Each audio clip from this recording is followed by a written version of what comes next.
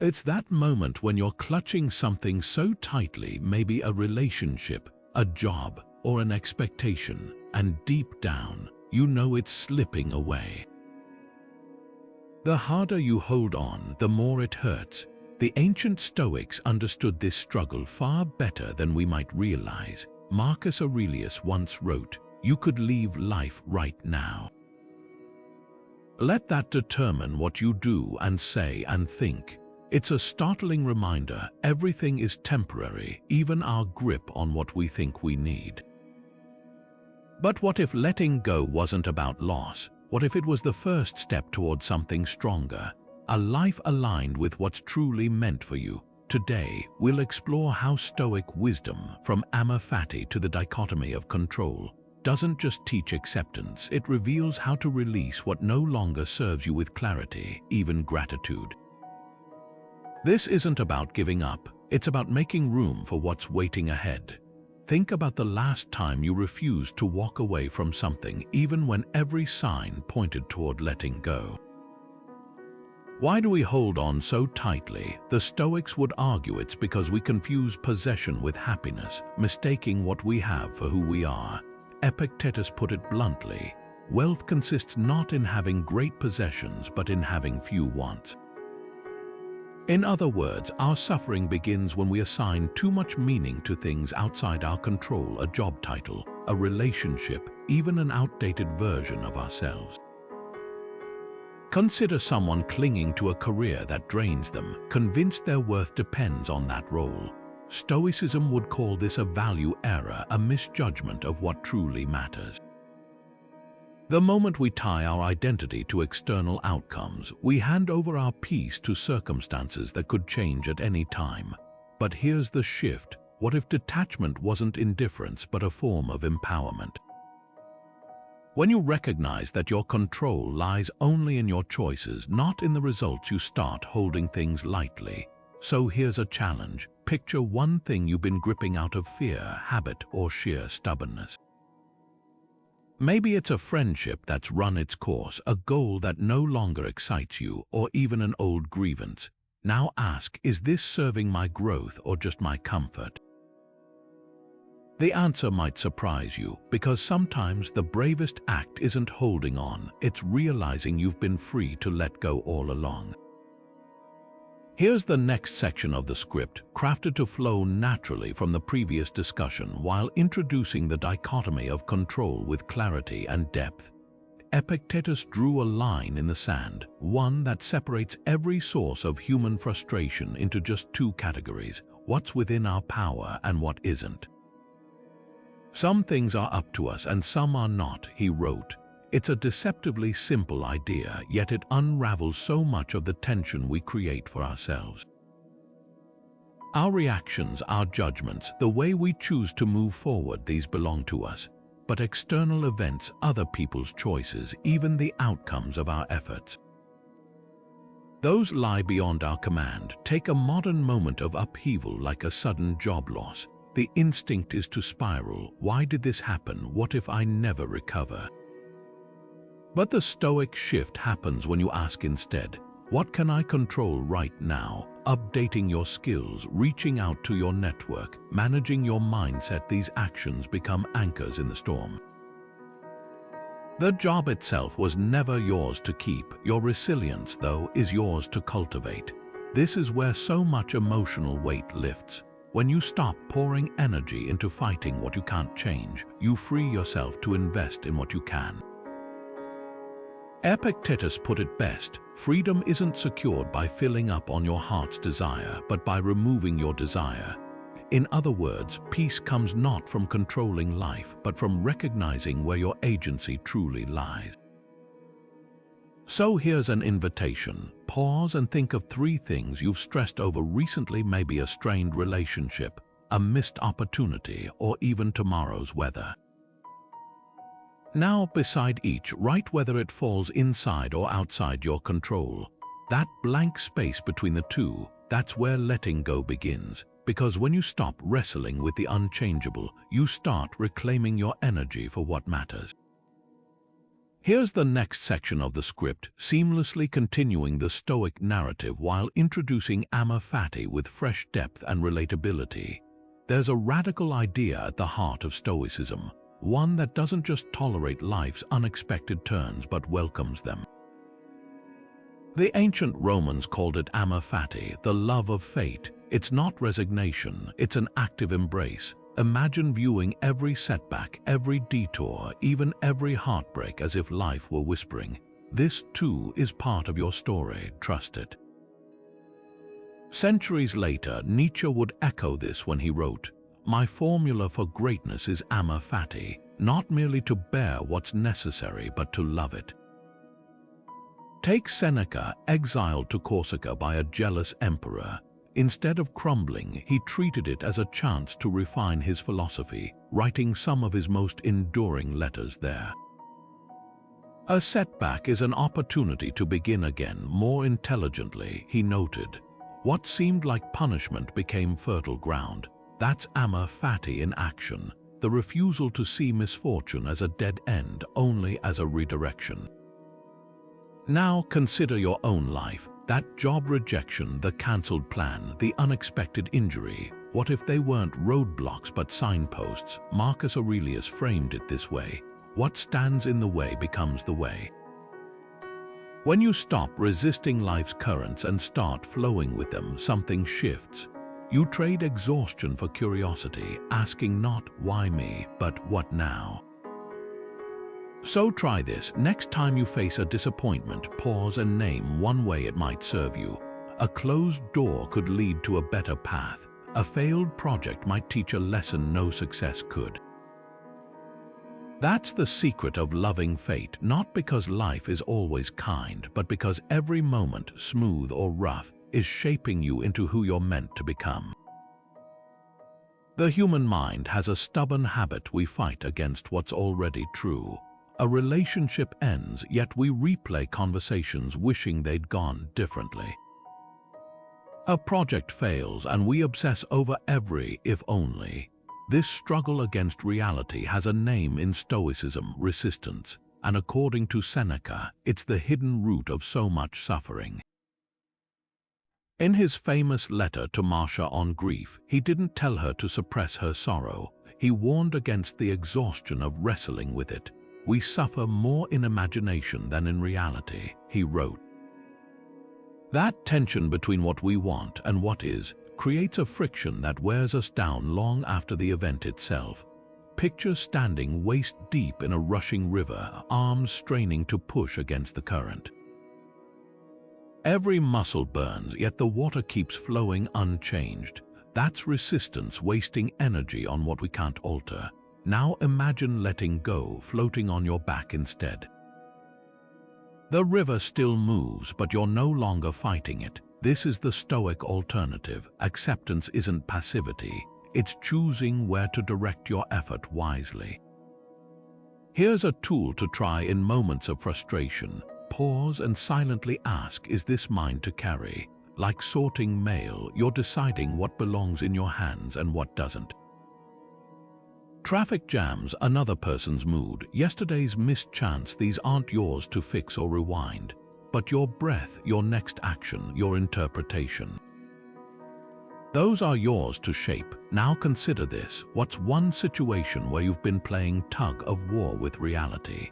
Maybe it's resenting a family member's choices or fretting over a decision you can't undo.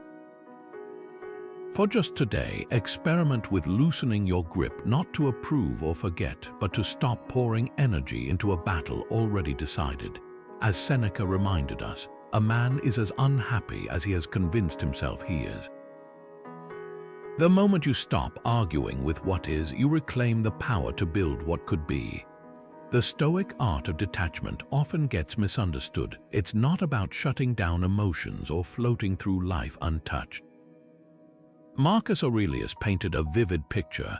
Be like the rock the waves keep crashing over. It stands unmoved and the waters settle around it. That's the key, not avoiding the waves, but refusing to let them erode your core. True detachment isn't indifference. It's the ability to engage fully without letting your peace depend on outcomes you can't control. Take a fading friendship, for example. Indifference would mean ghosting or pretending you never cared. But Stoic detachment, it looks like honoring the history while acknowledging the present reality, expressing gratitude for what was, mourning if needed, then releasing your grip so both of you can grow. The difference lies in where you place your energy. Resisting change drains you. Accepting it frees you to cherish the connection without demanding it stay frozen in time. This is why the Stoics were so adamant about loving deeply yet loosely. They built empires, raised families, forged bonds, all while holding an inner lightness. Epictetus, enslaved and crippled, still taught that no thing is worth doing poorly for the sake of doing it anxiously. In other words, pour yourself into what matters, but never chain your worth to it. So here's a practice to bridge theory and life. Name one thing you care about profoundly, a dream, a person, a role. Now ask, how can I honor this without making it the sole pillar holding me up? That space between commitment and clinging, that's where wisdom lies, because when you stop confusing love with possession, you discover a paradox. The lighter you hold things, the more deeply you can truly experience them.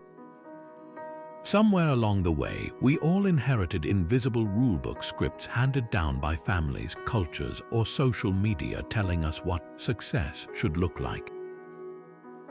Seneca saw this trap clearly.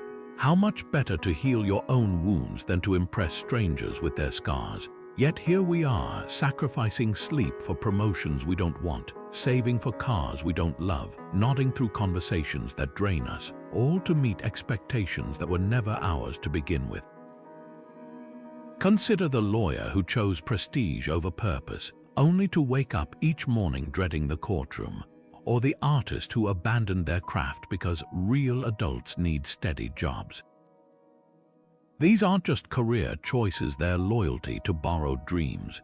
The Stoics called this prosoch the practice of vigilance against external influences that hijack our values.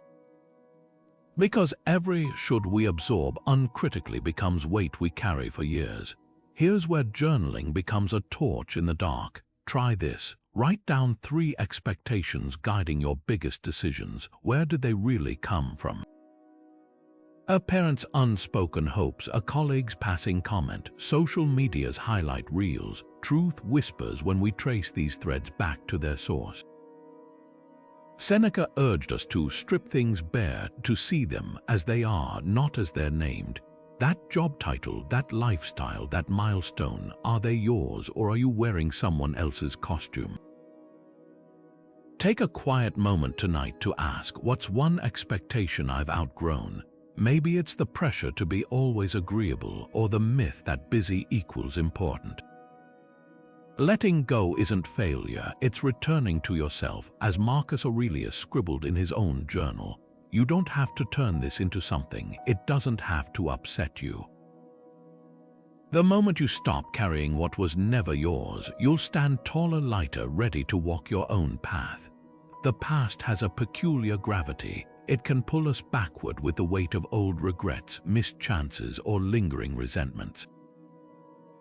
But the Stoics didn't see time as a chain, they saw it as a teacher. Marcus Aurelius, in his private writings, often zoomed out literally.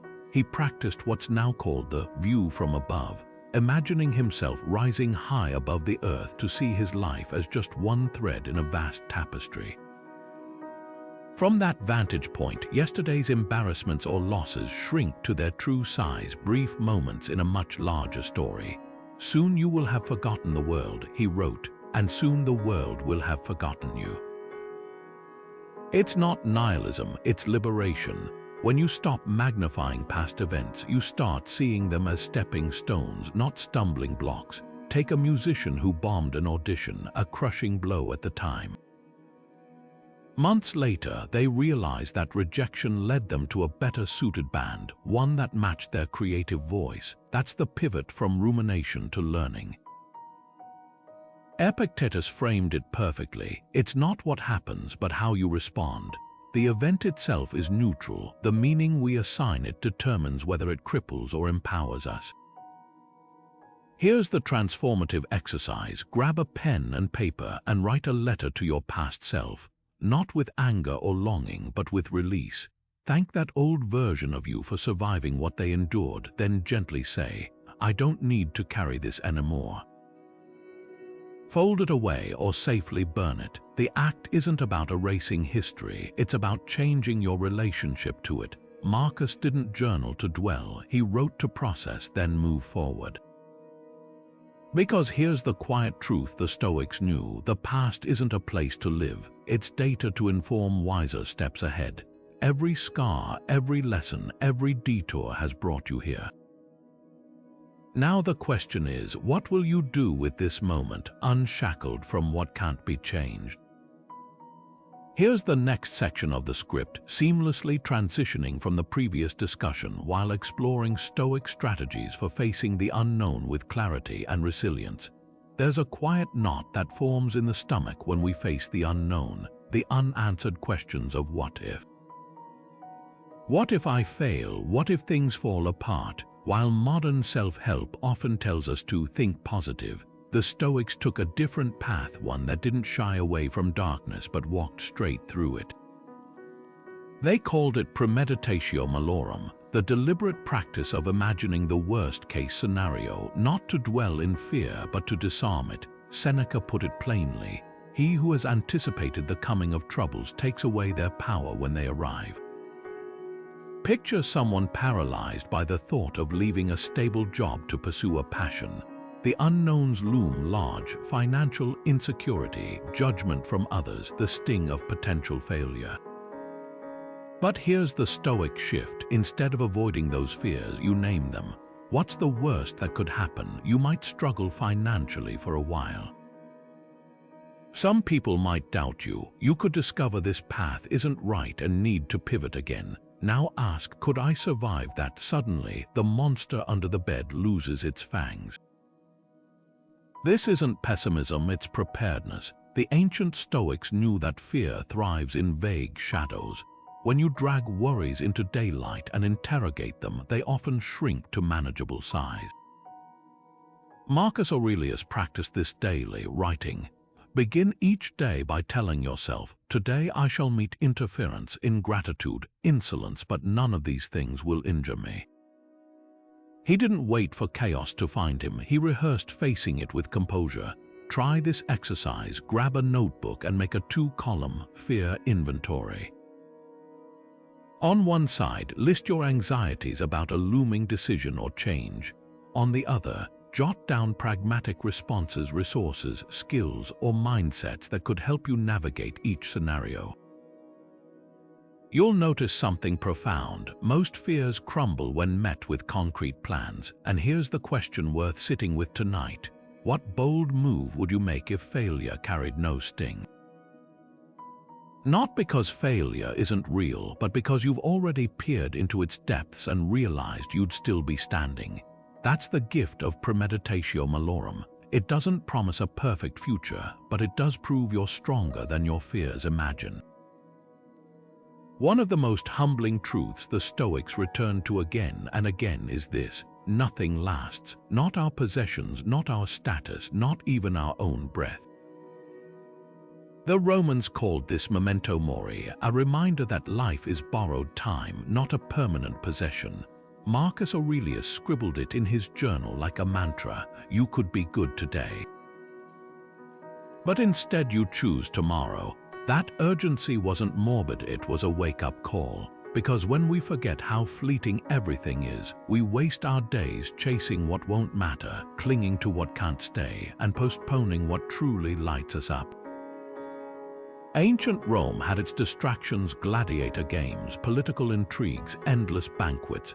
Sound familiar? Today's version might be mindless scrolling, busy work, or chasing someone else's definition of success.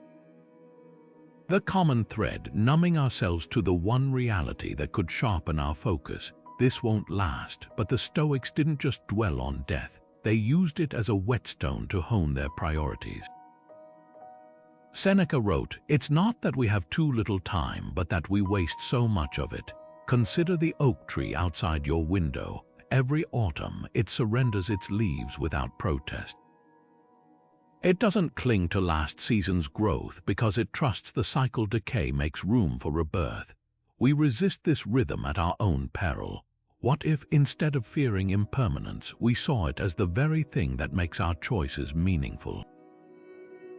The sand in the hourglass isn't meant to paralyze us. It's meant to clarify what deserves our precious grains. So here's a thought experiment. Pull out your phone and open your calendar.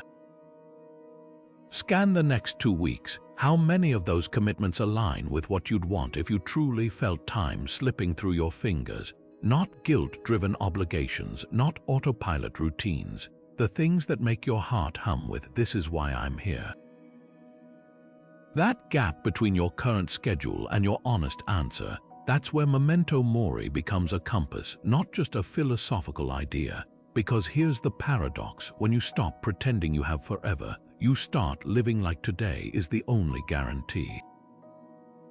Not in reckless abandon, but in purposeful alignment. The career you've been hesitating to pursue, the conversation you've been avoiding, the creative spark you've been neglecting, what if now is the only chance you get?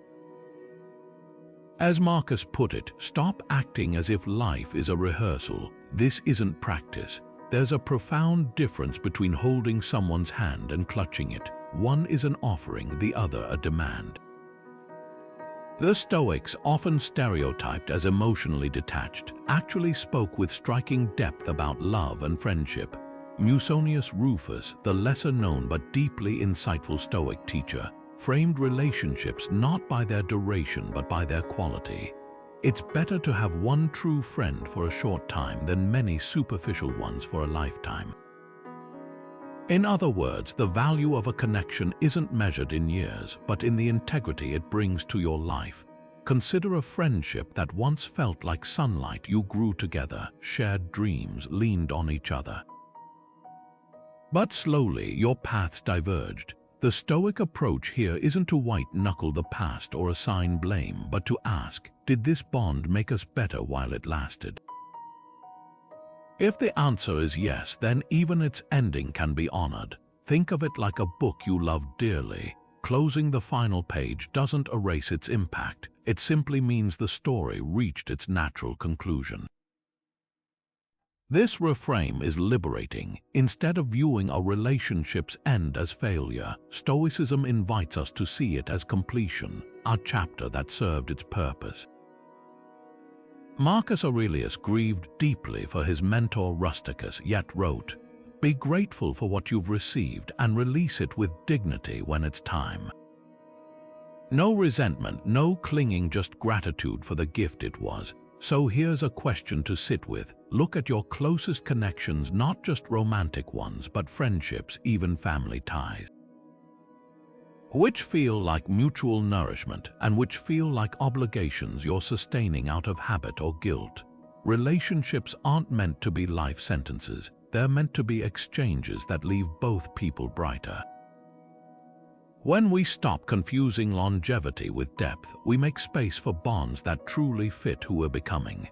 The ancient world's most famous minimalist didn't live in a tiny house. He slept in a barrel. When Alexander the Great found Diogenes sunbathing in his humble clay tub and asked what the philosopher desired, the response was legendary: "Step aside, you're blocking my sunlight." While most of us aren't ready to ditch our beds for a wine cask, there's razor-sharp wisdom here. Seneca, who advised emperors on wealth, saw the paradox clear as day. Money never made anyone rich. It just fuels new wants until we're poorer in peace than in coin. That's the heart of Stoic simplicity, not deprivation, but the deliberate choice to untangle happiness from accumulation. Modern life bombards us with engineered cravings, limited edition sneakers, upgraded phones we don't need, the myth that busyness equals importance. Consumerism thrives on manufactured dissatisfaction, but Stoicism offers an antidote, distinguishing between natural desires, nourishment, shelter, connection, and empty hungers, status symbols, mindless trends. The first sustains us, the second drains our focus like a leaky bucket. Consider how easily we confuse having with being. That adrenaline rush from an online purchase fades within hours, yet the clutter, physical and mental, lingers. Seneca warned, what you call poverty is actually liberation when you finally stop measuring yourself by what you lack. It's not about rejecting comfort, but recognizing when enough truly is enough. A wardrobe with 10 thoughtfully chosen outfits often brings more ease than a bursting closet. A schedule with white space creates more joy than a calendar crammed with obligatory events. Here's where Diogenes' absurd example becomes practical. What's one desire you could demote from need to optional this week? Maybe it's skipping the habitual coffee run to savor quiet moments at home, or testing whether streaming another episode actually relaxes you or just delays sleep. The experiment isn't about suffering, it's about noticing how much of what we chase is habit, not nourishment. Marcus Aurelius, ruler of an empire, scribbled this reminder in his private journal: very little is needed to make a happy life. Not nothing, just the clarity to separate the essential from the noise. So when the world insists you need more, ask, does this expand my freedom or just my inventory? Because true wealth isn't about adding possessions, it's about subtracting the weight of endless wanting. Here's your next script segment, crafted to flow seamlessly while introducing fresh insights on constraints. Picture a river. Left to its own devices, it sprawls into shallow marshes. But funnel it through narrow canyon walls, and suddenly it gains power, carving rock with focused intensity. Epictetus understood this paradox well. Circumstances don't make the man, they reveal him. Born enslaved and crippled, he didn't just endure limits, he turned them into the very tools that shaped his philosophy. His classroom wasn't a marble hall but the crowded streets of Nicopolis, teaching students that true freedom blooms within boundaries. Modern life often treats constraints like enemies: budget cuts, time crunches, unexpected detours. Yet history's most groundbreaking innovations emerged from limitations. Consider the musician who lost hearing but composed symphonies from memory, or the entrepreneur who launched a global brand from a garage. Seneca, exiled and stripped of wealth, penned his greatest works with the observation: a gem cannot be polished without friction. The obstacle wasn't his cage, it was his whetstone. Here's the pivot. What if your current limitation, whether resources, health, or circumstance, isn't a roadblock but a compass? A photographer restricted to a single lens learns composition more deeply. A writer with only 30 minutes a day sharpens each sentence. Constraints force prioritization, cutting away distractions to reveal what truly matters. Try this reframe today. Identify one wall in your life, maybe tight finances, a small living space, or a skill gap. Now ask, how could this limitation actually focus my creativity? Perhaps less spending sparks ingenious DIY solutions, or a compact home fosters intentionality. Like a vine finding cracks in concrete to reach sunlight, constraints direct growth in unexpected directions. Because here's what the Stoics knew: no life comes without boundaries, but in that very confinement lies an invitation to dig deeper, imagine bolder, and discover strengths that ease never would have revealed. The walls around you aren't just barriers, they're the shape of your potential. There's a quiet heaviness that comes with holding onto hurt, like carrying a stone in your pocket year after year, its edges wearing grooves into your peace. Marcus Aurelius knew this weight intimately. In his private writings, he often revisited the same lesson: the best revenge is to be unlike him who performed the injury. Not because he denied the pain, but because he recognized something profound. Refusing to forgive is drinking poison and waiting for the other person to get sick. Stoicism frames forgiveness not as weakness or absolution, but as the ultimate act of self-liberation. Consider two responses to betrayal.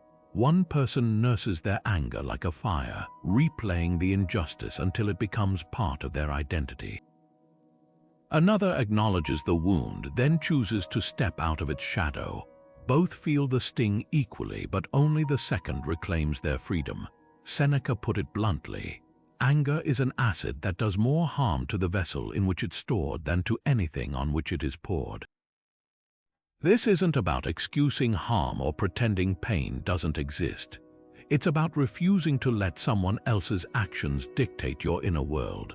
Marcus journaled reminders to himself.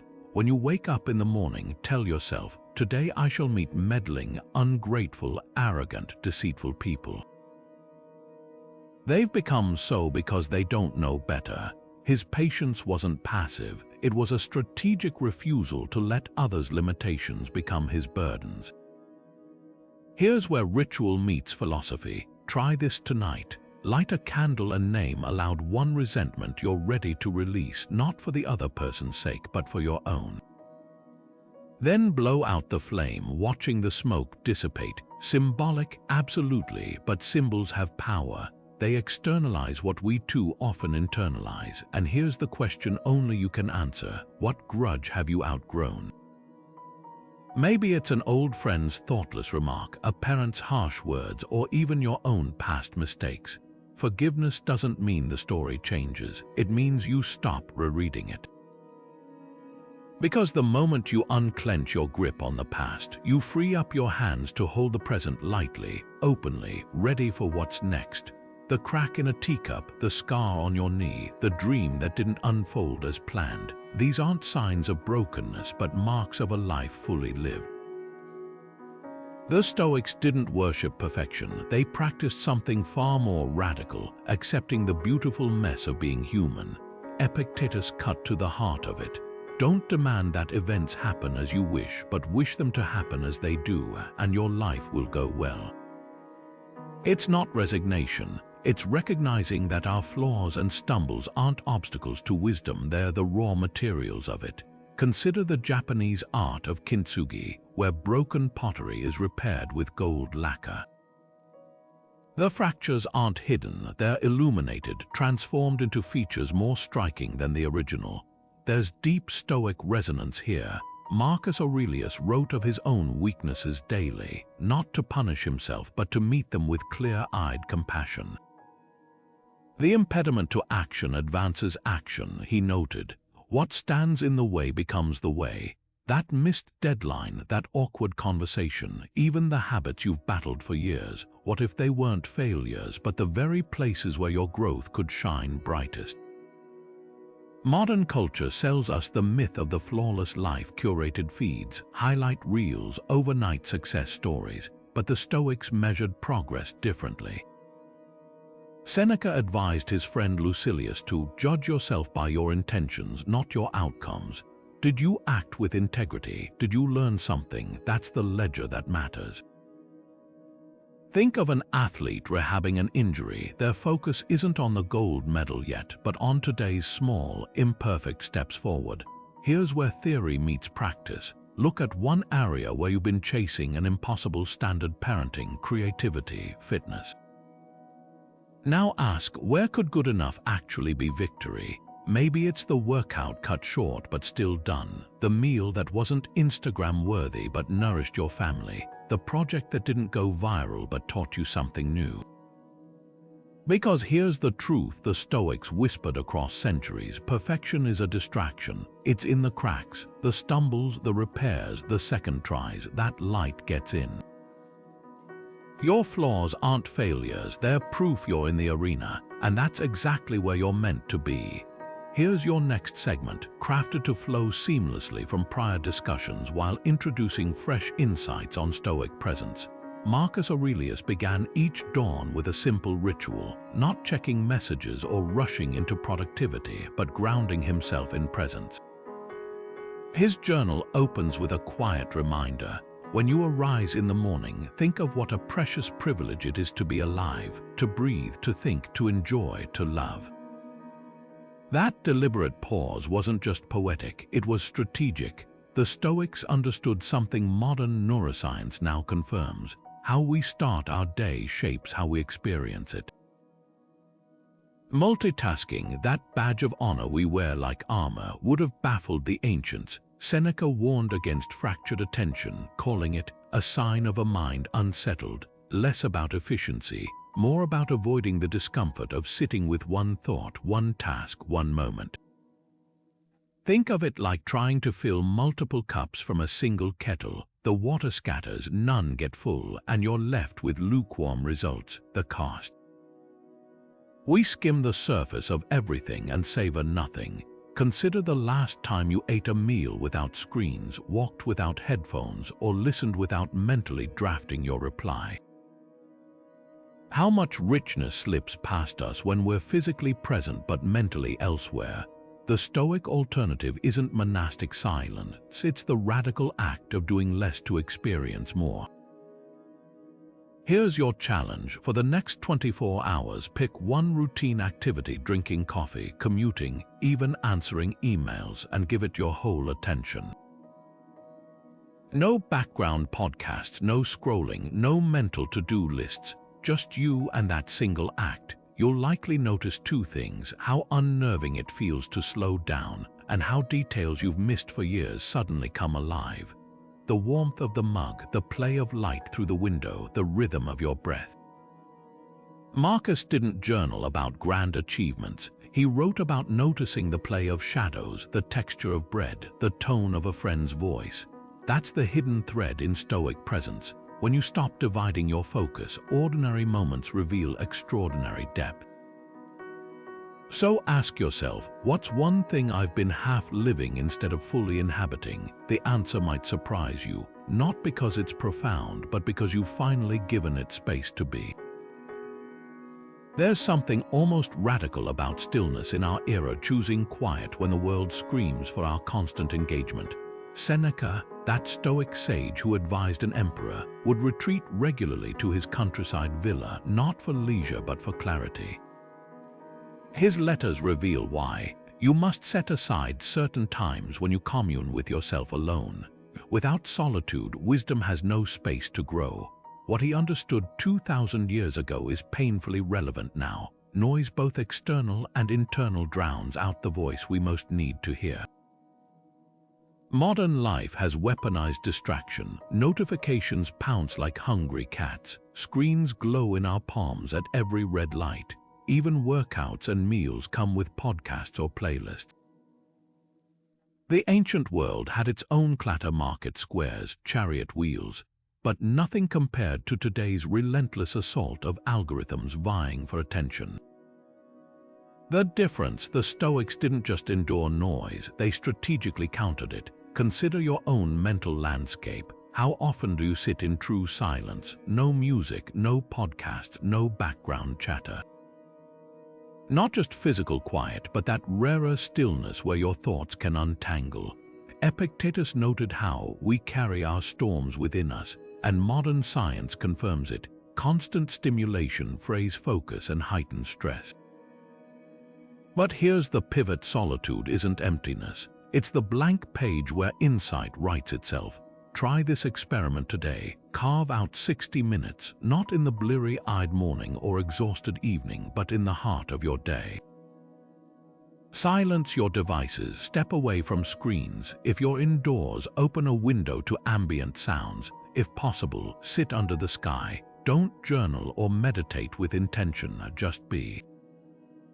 Notice how your mind, starved of input, begins to sift through backlogged thoughts like settling sediment in a stirred glass. Because here's what Seneca's retreats teach us: silence isn't just the absence of noise. It's the presence of something deeper, an inner compass recalibrating. When you mute the world's static, you might hear the whispers you've been missing. That creative idea, that overdue truth, that quiet knowing of what needs releasing. The Stoics didn't fear solitude, they revered it as sacred space. Your turn now. What might your uncluttered mind reveal if given the chance?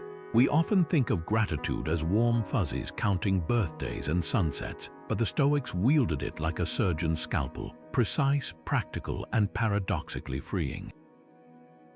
Epictetus, born into slavery, began his teachings with a jarring exercise.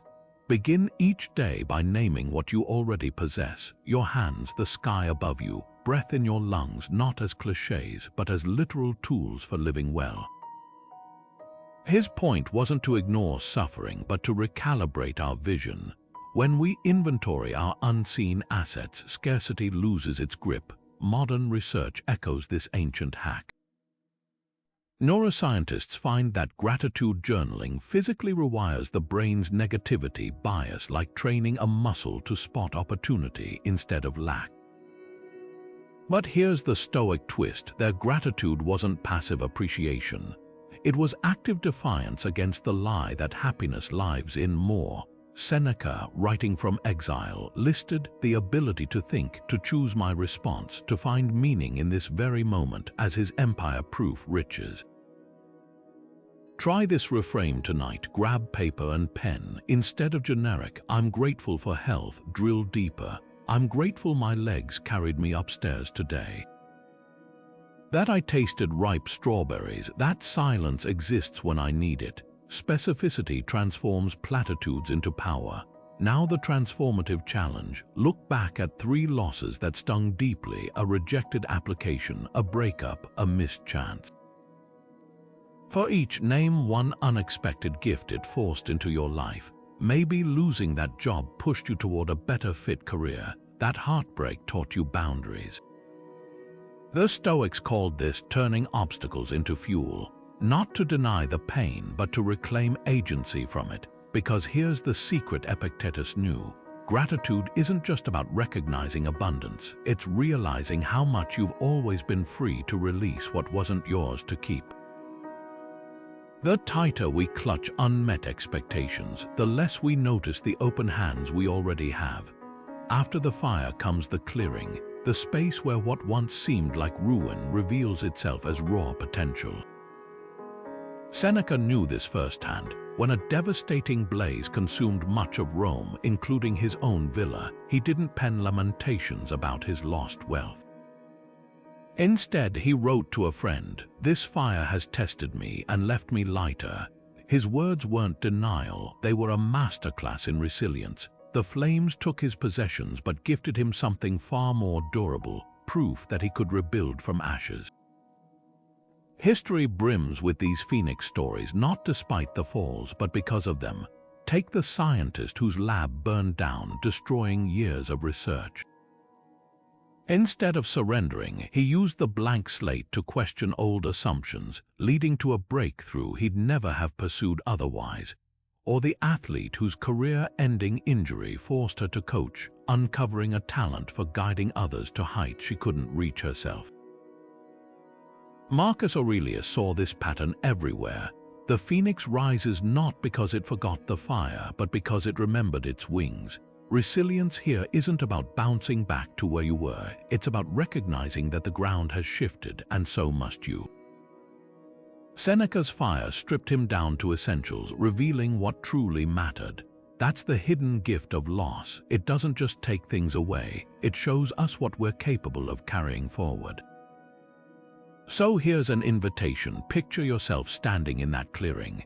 The debris of what's gone is at your feet, but the horizon is open. What's one small step, just one, that would honor the past while leaning into the new? Maybe it's finally enrolling in that class you've postponed, or turning an old passion into a side project.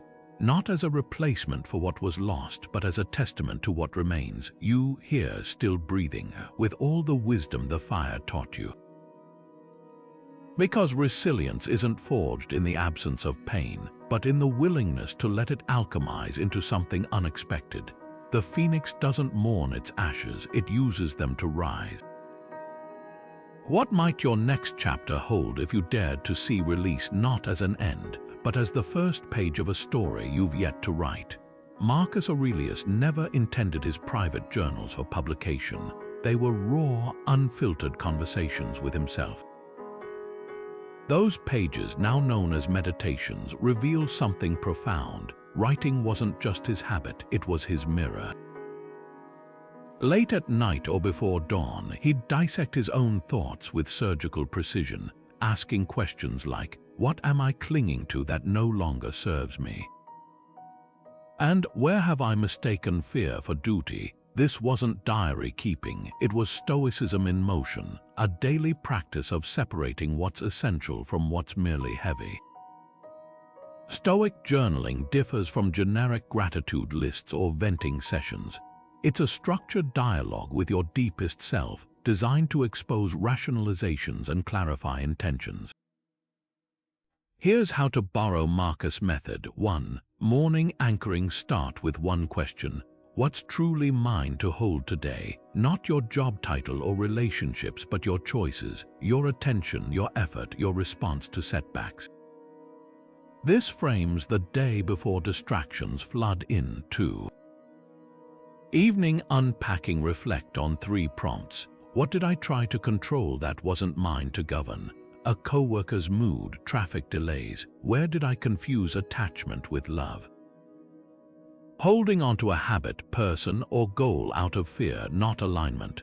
What can I thank, then release? Even frustrations teach patience, even losses create space. For those craving deeper excavation, try a 7-day challenge. Each day focusing on a different theme. Day 1, possessions. If I lost this tomorrow, would my core remain intact? Day 2, relationships. Does this bond lift or lean? Day 3, fears. What's the worst that could happen? And how would I adapt? Day 4, regrets. What's this pain trying to teach me? Day 5, roles. Am I wearing this identity or is it wearing me? Day 6, desires. Is this hunger mine or borrowed? Day 7, the future. What would I pursue if failure carried no shame? The magic isn't in the answers, it's in the patterns that emerge over time. Like Marcus, you'll start spotting the gaps between your values and your actions, between what you say matters and what you treat as urgent. So tonight, before sleep, try this. Write down one thing you're ready to release, not as a grand declaration, but as a quiet pact with yourself. Fold the paper and place it under your pillow. Tomorrow, you'll wake lighter, not because the weight has vanished, but because you've named it, and in naming, begun to loosen its grip. What might 7 days of this honesty reveal? Perhaps that most of what we carry was never ours to begin with, just borrowed weight we've mistaken for ballast. The journal doesn't judge, it simply shows you what your hands have been holding. The choice to open them, that's always yours. Here's your next script segment, crafted to flow naturally while introducing fresh perspectives on Stoic community. Musonius Rufus, often overshadowed by his more famous student Epictetus, taught philosophy not in marble halls but in open fields surrounded by students sitting shoulder to shoulder. His lesson: just as a single log burns poorly, so the isolated mind falters. The Stoics, despite their reputation for solitary reflection, understood something vital: wisdom grows best when tended collectively. A tree standing alone may survive, but a forest creates its own weather, sharing nutrients through hidden roots, sheltering seedlings from harsh winds. Modern life often mistakes independence for strength, equating self-reliance with never needing support. Yet ancient Stoic circles operated like intellectual gyms, spaces to strengthen mental resilience through shared dialogue. Picture a first-century version of a book club where merchants and soldiers debated texts not to show off knowledge but to pressure test their thinking. When Marcus Aurelius faced crushing imperial decisions, he didn't retreat into isolation. He wrote letters to his Stoic mentor Junius Rusticus seeking counsel. Even Epictetus, who championed self-mastery, taught in community, knowing growth thrives on accountability. Consider 2 approaches to letting go: struggling alone with a heartbreak or habit versus processing it within a trusted circle. The first often leads to rumination, a hamster wheel of repetitive thoughts. The second offers mirrors, friends who reflect blind spots, ask probing questions, and remind you of your own principles when resolve wavers. This isn't about outsourcing your growth, it's about recognizing that what belongs to you, as Epictetus would say, includes the right to choose who walks beside you. Here's how to weave this into modern life. Start a Stoic microgroup, just 3 people committed to monthly discussions. Rotate reading short passages from Epictetus' discourses or Seneca's letters, then share real-life applications. Where did I cling when I should have released? When did Amor Fati change my week? The magic lies not in scholarly debate, but in witnessing how ancient wisdom plays out across diverse lives. A parent learning patience from Musonius' parenting insights, an entrepreneur applying Seneca's views on failure. So pause and ask yourself who truly sees your journey, not to judge or fix, but to honor the work of becoming. Not everyone needs a formal circle. Sometimes it's one friend who asks, "What would Marcus do?" Over coffee, because release isn't a solo act. Like those ancient students gathered under olive trees, we're meant to untangle life's knots together, sometimes holding the thread for each other when our own fingers tremble. This segment avoids reusing previous phrasing while maintaining the script's warm, authoritative tone. It introduces Musonius' underrated teachings, contrasts isolation with communal growth, and ends with an actionable invitation, all through fresh metaphors, forests, gyms, mirrors that deepen accessibility. Here's your next segment, crafted as a compelling conclusion that ties together key themes while maintaining originality in phrasing and structure. We've traveled far together, from the tight grip of what no longer serves us to the liberating practice of holding things lightly. Along the way, 3 Stoic anchors emerged: control, knowing where your power truly lies; Amor Fati, loving what life brings, even when it reroutes you; and presence, meeting each moment as it is, not as you wish it were. These aren't just philosophies, they're daily tools for release. Letting go, in the Stoic sense, is never about losing, it's about returning to harmony with nature's rhythm, like a tree shedding leaves to make room for spring. Seneca, that sage of resilience, left us with a line that hums across centuries: every new beginning comes from another beginning's end. Think of the last time an ending surprised you, a closed door, a changed plan. With hindsight, didn't it often clear space for something unexpected yet necessary? That's the alchemy of release. What feels like an empty hand is actually one freed to receive. Now, this conversation doesn't end here. In the comments, share one thing you're learning to release, whether it's an old grudge, an outdated goal, or even the weight of others' expectations. Your story might be the nudge someone else needs to loosen their own grip. And if this journey into Stoic wisdom resonated with you, consider subscribing. Together, we'll keep exploring how ancient mindsets can light our modern paths, not with rigid rules, but with practical clarity for lives well lived. Because here's the truth no book can teach, but your own experience will prove again and again. What you're brave enough to release today becomes the space where tomorrow's purpose takes root. The Stoics knew it, now you do too. This conclusion avoids cliches by using organic metaphors: tree shedding leaves, empty hand freed to receive, balancing recap with fresh phrasing. 3 Stoic anchors emerged, ending with an empowering twist, linking release to future purpose, keeping the call to action warm and communal. Your story might be the nudge someone else needs, substituting predictable sign-offs. A resonant final line that mirrors the video's